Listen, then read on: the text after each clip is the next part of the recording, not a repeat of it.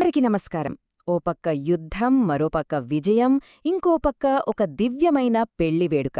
ఈ మూడు విషయాలు ఒకే చోట కలిస్తే ఎలా ఉంటుంది? అటువంటి ఒక అద్భుతమైన పండుగ కదే స్కందషష్ఠి. దాని వెనుకున్న ఆంతర్యం ఏంటో ఇప్పుడు తెలుసుకుందాం. వినడానికి కొంచెం ఆశ్చర్యంగానే ఉంది కదూ! ఒక పెళ్లి వేడుకతో చెడును అంతం చేయడమా? కాని అసలు మజా అంతా ఈ ప్రశ్నలోనే ఉంది. ఆ సమాధానం తెలియాలంటే మనం కొన్ని యుగాల వెనక్కి వెళ్ళాలి. ఓ భయంకరమైన రాక్షసుడి కథతో ఈ ప్రయాణం మొదలుపెడదాం. సరే, ఇక ఆ పురాణగాథలోకి అడుగుపెట్టదాం. కథ ఒక భయంకరమైన రాక్షసుడితో మొదలవుతోంది. అతని పేరు తారకాసురుడు. అవును, ఆ రాక్షసుడి పేరే తారకాసురుడు. అతను మామూలువాడు కాదు. శివుడి కోసం ఘోరమైన తపస్సు చేసి ఎవ్వరూ ఎదురించలేని ఒక వరాన్ని సంపాదించాడు. ఇంకేముంది, ఆ శక్తితో 3 లోకాల్ని గడగడలాడించాడు. దేవతల్ని, మనుషుల్ని అందర్నీ భయపెట్టేశాడు. అయితే ఆ వరంలోనే ఒక మెలిక ఉంది. తారకాసురుడికి చావు అనేది కేవలం శివుడికి పుట్టబోయే కొడుకు చేతిలో మాత్రమే జరగాలి. కాని ఆ సమయంలో ఏమో శివుడు తపస్సులో ఉన్నాడు, ఆయనకి సంతానం లేదు. దాంతో తారకాసురుడిక తనకు మరణమే లేదని విర్రవీగిపోయాడు. ఈ సమస్యని పరిష్కరించాలంటే ఒక దివ్యయోధుడు పుట్టాల్సిందే. అందుకే దేవతలంతా కలిసి శివుణ్ణి ప్రార్థించారు. వాళ్ల ప్రార్థనలు ఫలించి ఆయన కరుణించాడు. సుబ్రహ్మణ్యుని జననం ఒక అద్భుతమైన ఘట్టం. పరమశివుడి దివ్య తేజస్సుని, ఆ అగ్నిగోళాన్ని ఎవరూ మోయలేకపోయారు. చివరికి ఆ తేజస్సు గంగానదిలో ప్రయాణించి ఒక రెల్లువనానికి చేరింది. అక్కడ ఆ తేజస్సునుంచే 6 ముఖాలతో ఒక దివ్య బాలుడు జన్మించాడు. అతనే షణ్ముఖుడు, మన సుబ్రహ్మణ్యస్వామి. ఇప్పుడు దేవతల తరపున పోరాడటానికి ఒక మహాయోధుడొచ్చేశాడు.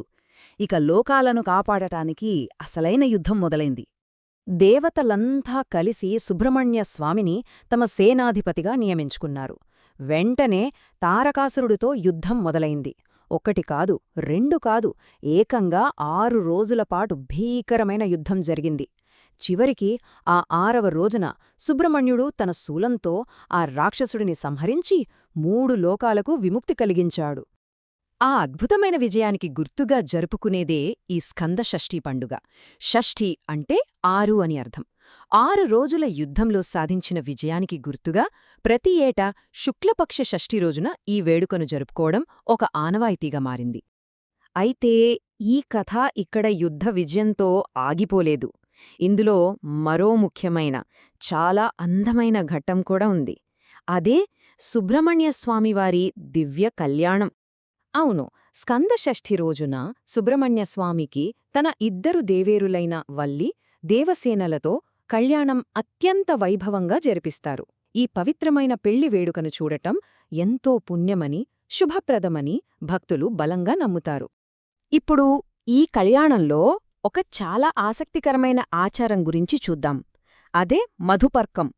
పెళ్లికొడుకుగా ఉన్న సుబ్రహ్మణ్యస్వామికి అత్తగారు ఇచ్చే ఒక ప్రత్యేకమైన ప్రసాదమిది.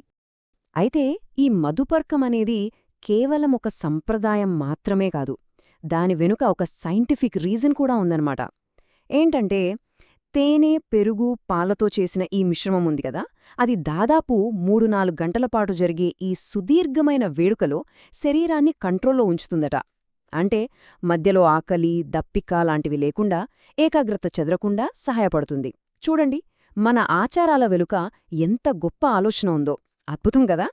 మరి ఈ రోజుల్లో ఈ పండుగను జరుపుకునే భక్తులకు దీనివల్ల కలిగే ప్రయోజనమేంటి? వాళ్ల జీవితాలపై ఈ ఆచారాల ప్రభావం ఎలా ఉంటుంది? భక్తులకి ఈ పండుగ ఎన్నో ఆశల్ని, నమ్మకాల్ని ఇస్తుంది. ఈ కళ్యాణాన్ని చూడటం వల్ల పెళ్లి కాని వాళ్లకి మంచి సంబంధం కుదురుతుందని, పిల్లలు లేని వాళ్లకి సత్సంతానం కలుగుతుందని ఒక ప్రగాఢమైన విశ్వాసం. అంతేకాదు, జాతకంలో ఉండే సర్పదోషం లాంటివి పోతాయని, జ్ఞానం, వివేకం, ఏ పని మొదలుపెట్టినా విజయం దక్కుతాయని బలంగా నమ్ముతారు. ఈ విశేషాలను మరికొందరు భక్తులకు చేరవేసేలా ఈ వీడియోను షేర్ చేయండి. ఇలాంటి లోతైన ఆధ్యాత్మిక విషయాల కోసం మా ఛానల్ను సబ్స్క్రైబ్ చేసుకోండి.